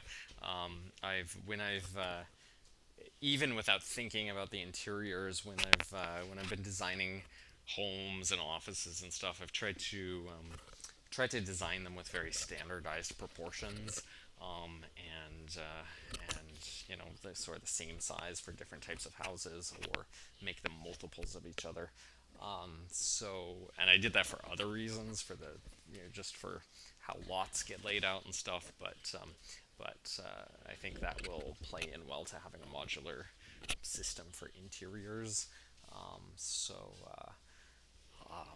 So yeah, I think that's a good idea. Probably the path we'll go down, and we'll try, and yeah, see how that goes. But I'm excited for having interiors. I think there's certainly a lot of tense moments that we can have with incidents that take place indoors, and when people are in confined quarters, and obviously, although this will take time, but obviously this will lead to more complex incidents as well.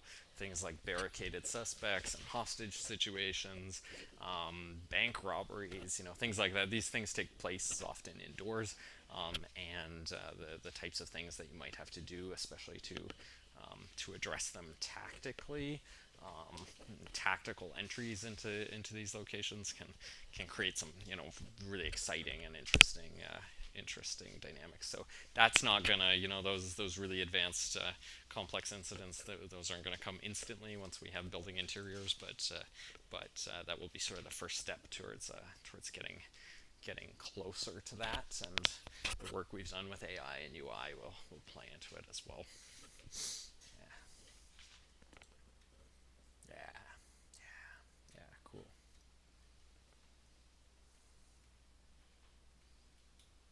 cool. Okay. Oh my, we've got a lot of incidents here.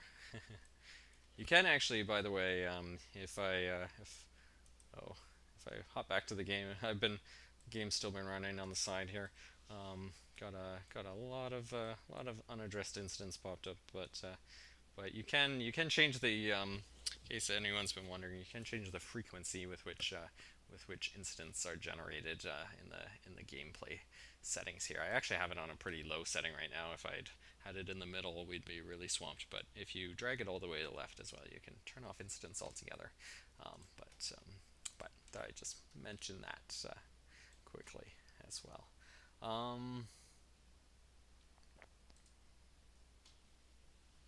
Yeah. Okay. Okay. Do. um. All right, so I think that's oh, yeah, okay. I'm running over my time a little bit, but and I think that's just about everything I wanted to run through today.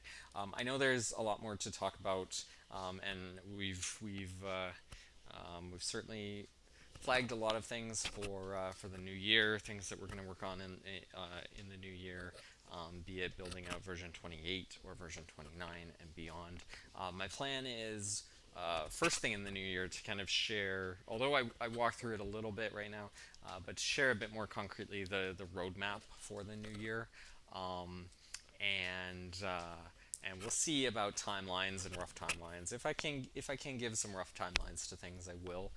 But obviously, I think with a big grain of salt, um, because yeah, just to set expectations appropriately. But expect in the new year kind of a bit more concrete direction in terms of the roadmap, and expect in the near future a version 28.1 update to address some bug fixes, and then soon after that a point 2 and point 3 to start to build on the AI, UI, and officer development mechanics that we've started out with the new version.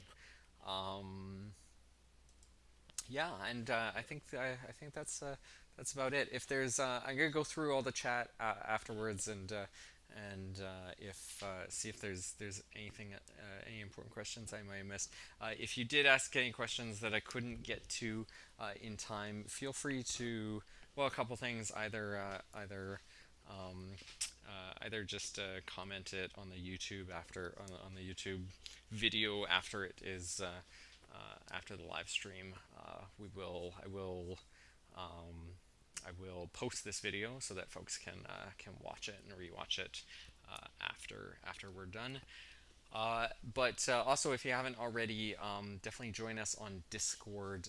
I don't have the link handy right now, but if you do go to our website at playktp.com, there is a link to Discord there, and I will add it to the description of this video after I get it uploaded and turned on. So yeah, definitely. If you're not on if you haven't joined us on Discord yet, definitely encourage you to do so, because it's a great place to share ideas, share feedback, and it's probably the place where we will share development updates in the new year with the most frequency. Um, so so yeah, definitely encourage that. Okay, so that's about it for today. Thank you all for joining us. Thank you all for your support, especially over this past year, which again I know has been challenging for everyone. I'm really excited about the new year. I think we can only go up from here, and we're going to do a lot of amazing things in the new year. I really hope everyone has a good holiday season. I hope everyone's safe and happy and can spend some time with family, um, and just take it easy a bit at the end of this year, and we can go into 2022 strong. Thank you again. Take care. Enjoy the rest of your weekend, and I will be back soon with more updates and more versions of the KTP prototype. This has been Nick, the developer of KTP. Thank you, and take care.